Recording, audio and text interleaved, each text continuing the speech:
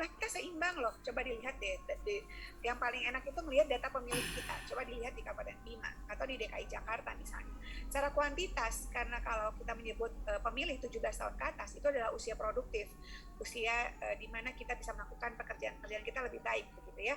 Jadi dan itu juga definisi pemilih, 17 tahun ke atas punya IKTP. Di DKI Jakarta jumlahnya sangat menentukan, seimbang antara laki-laki dan perempuan. Lalu secara kualitas kehadirannya diperlukan. A world without woman, dunia tanpa perempuan adalah kata tanpa huruf hidup, begitu ya. Kehadirannya diperlukan karena ada aspek keadilan di situ dan aspek efektivitas, kesetaraan akses dan persamaan hak juga efektif. Pentingnya memanfaatkan bakat, potensi dan kemampuan perempuan. Lalu berikutnya adalah potensial. Dia punya peluang untuk melakukan perubahan mendasar dan pembuatan dalam pelaksanaan kebijakan. Penyeimbang. Jadi dunia ini ada hitam, ada putih, ada dunia, ada malam, ada gelap, begitu ya. Ada yang ada atas, ada bawah, ada samping kanan, samping kiri. Maka kalau perempuan tidak ada dalam politik, maka dunianya menjadi tidak seimbang. Itu konsepsi ya, dan itu sudah dibuktikan. Lalu prasyarat demokrasi sebagai tadi sudah disebutkan, kita sebut dengan pemilu. Bagaimana peran perempuan dalam pemilu? Ini sama sebenarnya dengan laki-laki ya sebenarnya, tapi karena kita harus lebih punya effort kepada perempuan, maka sebenarnya perempuan dalam pemilu itu dia bisa sebagai pemilih, bisa sebagai calon dalam hal ini kandidat yang akan kita pilih, sebagai leader dan termasuk penyelenggara. Kalau sebagai pemilih, jangan saja menganggap perempuan itu hanya sebagai vote getter, hanya untuk mengumpulkan suara aja, setelah itu dia ditinggalkan. Tidak, menjadi pemilih, termasuk kita semua perempuan-perempuan di Indonesia harus menjadi pemilih yang cerdas.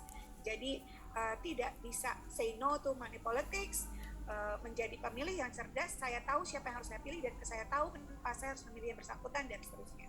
Sebagai calon, kita juga punya hak. Negara tidak pernah menolak atau tidak membolehkan perempuan sebagai calon pemimpin. Dia juga bisa menjadi pemimpin. Sebagai leader dalam hal ini, biasanya dia bahkan sebagai penentu dalam beberapa kebijakan yang akan diambil, siapa yang akan dipilih dan seterusnya. Dan terakhir adalah sebagai penyelenggara. Bapak Ibu sekalian, saya tadi diminta oleh Prof. Valina, kenapa sih sebenarnya kalau dari tingkatan RI sampai dengan bawah, tadi saya sudah ngecek kalau Bapak Ibu pengen lihat berapa jumlah orang yang ingin mengikuti seleksi dari tahun ke tahun. Kalau seleksi tahun pemilu untuk penyelenggara pemilu di tahun ini misalnya, tadi saya cek itu sekitar 400-an orang daftar sudah untuk KPU RI, untuk Bawaslu RI sekitar 300-an orang. Jadi untuk mencari perempuan karena kursinya cuma 7, tentu lebih enak begitu ya untuk tingkatan RI. Tapi kalau tingkatan dari atas sampai ke bawah, semakin ke bawah semakin sedikit animo perempuan untuk terlibat dalam penyelenggaraan pemilu termasuk sebagai penyelenggara. Dan menurut saya inilah alasan-alasan kenapa kemudian animo perempuan termasuk sebagai penyelenggara pemilu itu masih rendah. Pertama, masalah kultural. Masalah kultural, masih ada stigma yang kurang positif gitu ya terhadap perempuan dalam politik begitu. Stigmanya misalnya politik itu kotor, politik itu tidak menarik, politik itu bla bla bla begitu ya, hal-hal yang stigmanya tidak baik terhadap politik. Masalah kultural yang lain adalah benturan antara ranah publik dan domestik, sehingga memang perlu penyadaran sejak sekarang, tidak hanya pada kelompok perempuan tapi juga pada kelompok laki-laki. Kita ini seimbang lah, maksudnya kita tuh saling mengisi ya sebenarnya antara laki-laki dan perempuan. Saya sendiri misalnya, apakah terjadi benturan antara ranah publik dan domestik? Ya sometimes ya, tapi kita harus bisa mengelola itu dengan baik begitu ya. Komunikasi terbuka dengan pasangan misalnya, atau dengan support system kita yang ada dalam rumah tangga kita sendiri misalnya, demikian. Jadi masalah-masalah ini bukan berarti tidak ada jalan keluar, semua ada jalan keluarnya. Lalu masalah geografis, ada akses informasi yang tidak kita dapatkan dengan segera, termasuk juga pada kelompok perempuan begitu ya. Jadi saya nggak tahu, Bima ini bergunung-gunung, berhutan-hutan, saya belum pernah ke Bima, nanti Damra undang ya sekali-sekali saya ke Bima misalnya, atau terpisah dengan laut gitu ya, aksesnya susah dijangkau atau tidak. Semakin susah, semakin remote area, maka akses informasi pun akan semakin sulit diterima begitu ya. Lalu masalah minim atau tidak tahuan tentang kepemiluan. Jadi kadang-kadang saya nggak pede nih jadi penyelenggara. Kenapa sih? Karena saya nggak punya pengalaman. Kenapa sih? Karena saya nggak tahu tentang kepemiluan. Itu tidak berarti tidak ada jawaban. Tidak ada masalah yang tak dapat diselesaikan ya jika kita mau untuk menyelesaikannya. Lalu kemudian afirmasi yang lemah, masalah regulasi tentu, dan juga masalah ekonomi, politik berbiaya mahal. Itu menjadi alasan-alasan biasanya perempuan dalam politik animonya masih rendah sekali. Saya ingin bicara tentang DKI Jakarta misalnya ya, kami punya 6 kabupaten kota. Bagaimana konstelasi perempuan dalam penyelenggara pemilu di KPU kabupaten kota di yang kami miliki di KPU DKI Jakarta misalnya ya.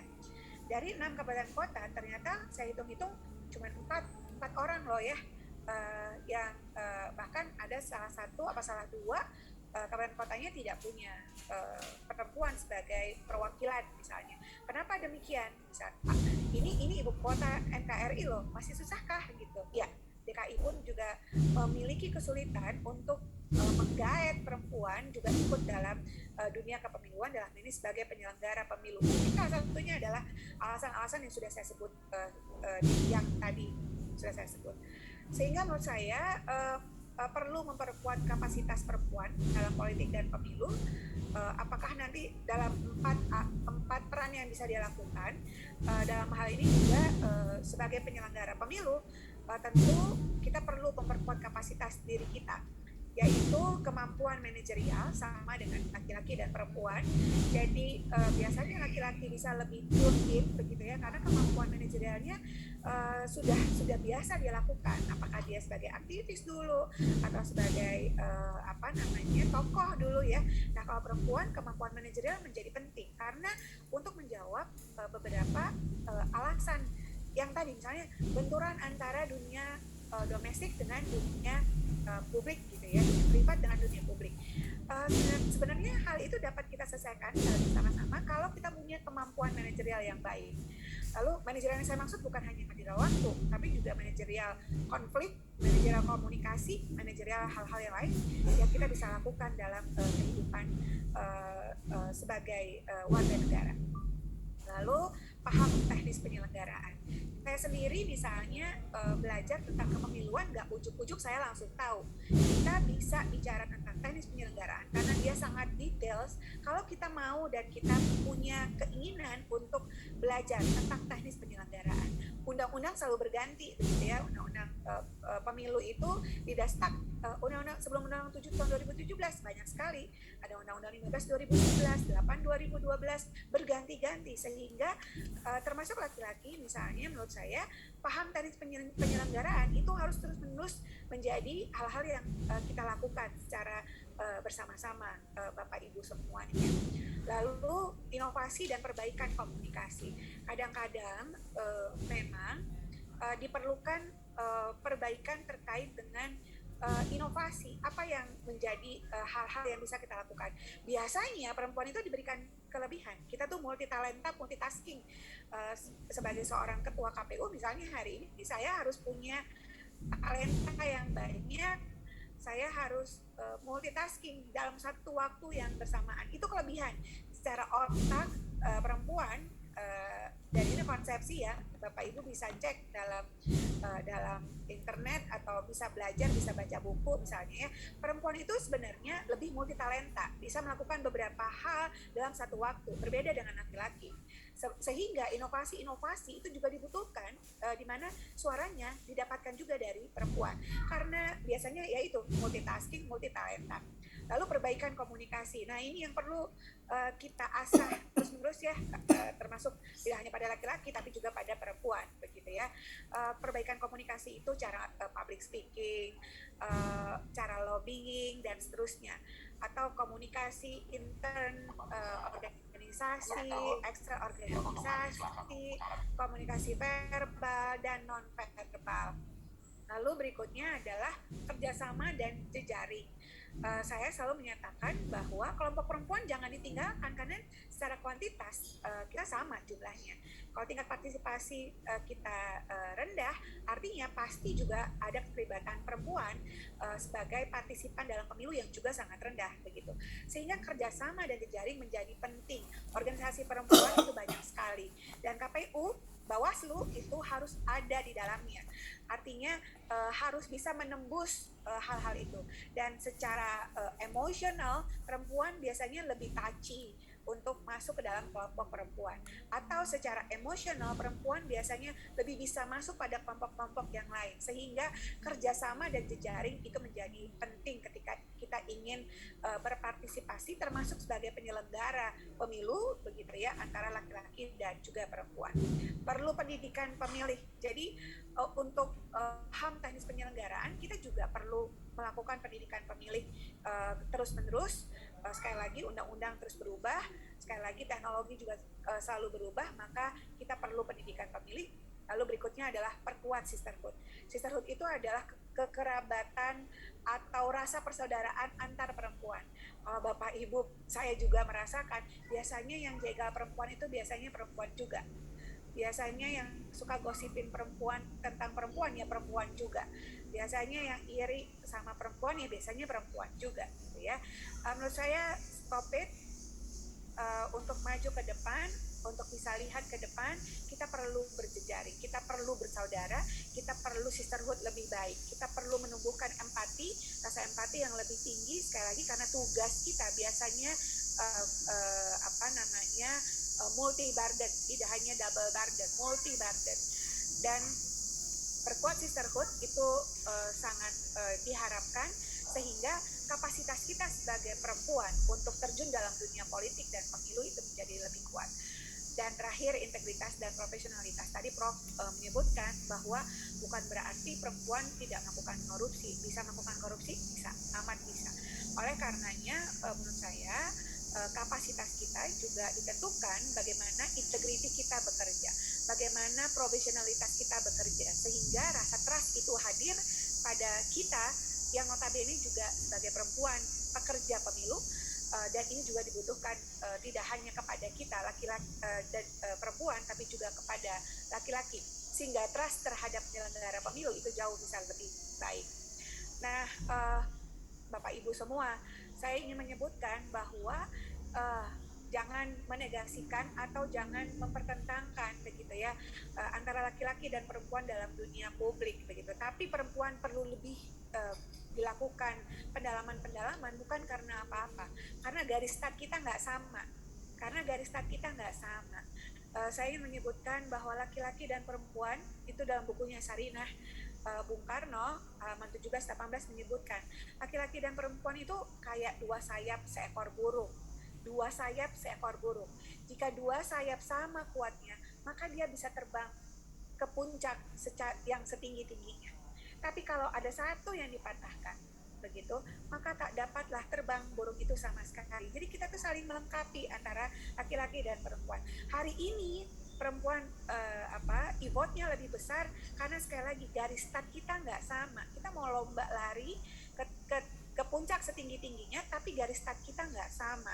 Oleh karenanya memang perlu pendalaman jauh lebih cepat ke kita, karena politik itu memang bukan hal yang kalau misalnya saya kebetulan kan anak ilmu politik begitu ya, tapi yang lain-lain kan harus secara konsepsi berkehidupan itu bukan sesuatu yang biasa dihadapi oleh perempuan.